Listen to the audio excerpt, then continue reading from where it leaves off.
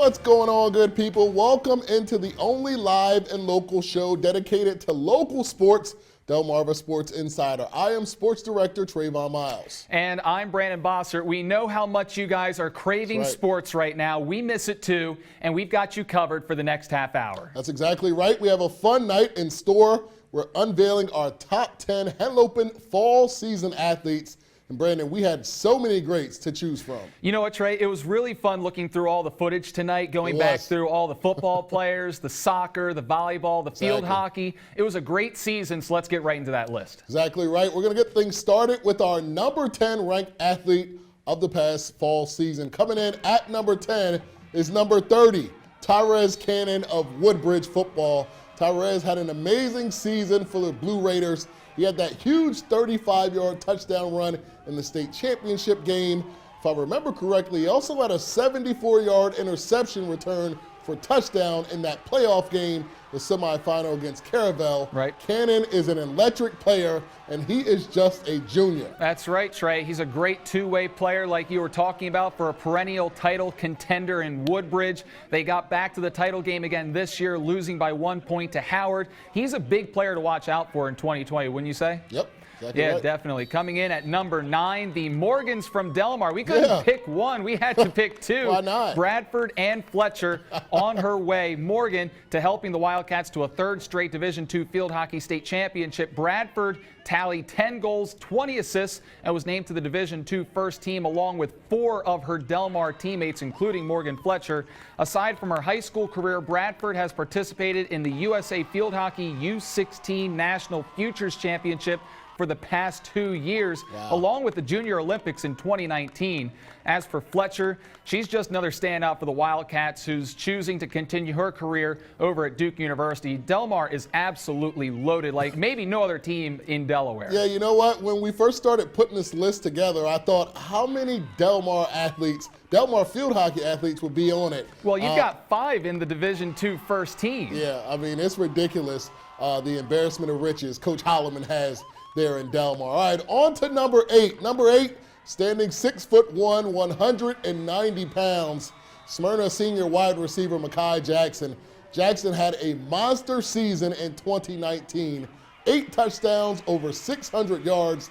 For the Eagles, and the young man is committed to the University of Delaware. What I most like about this kid, Brandon, is his size. As you can see on most of the highlights, he's bigger than all the corners. Big guy. He's almost 200 pounds, so he's already the size of a pro, and he is tough to handle on the outside. The thing that I notice is Smyrna has become like a football factory almost the last 4, 5, 6 years. He's going to University of Delaware to play alongside of other Smyrna greats, Nolan Henderson and Will Knight from that offense that won 3 Division I football championships. Now they get Makai Jackson.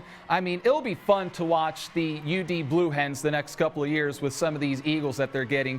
And Makai Jackson can definitely play at the next level, so can't wait to see what he can do. Moving on to number 7, Rachel Ellis was one of the best volleyball players in the state of Delaware this season.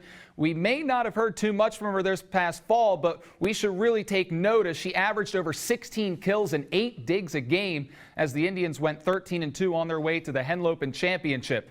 Ellis has one more year with IR, but she's committed to Coastal Carolina University and will play volleyball at the Division I level. And just take a look at some of these highlights. Yeah, some of these kills are ridiculous. And you know what? I remember Indian River won the first ever boys state championship, the boys did. Yeah. But this young lady here, she looks just as good as anyone in the school. Yeah. So there's definitely something in the water down there in Dagsboro. There's one other volleyball player. There's one other volleyball player that I remember with kills like this, and it was Emily Jerome up at Padua. But Emily Jerome was 6'2". Yeah. So she had the height advantage. This girl is freakishly athletic. Yeah, she's very good. All right, Patrick Short, moving on, of Sussex Tech, is number 6 on our list. The kid, look, he's a regional All-American. Can we please start there? He played on the Ravens boys soccer team since he arrived at the school on campus in 9th grade.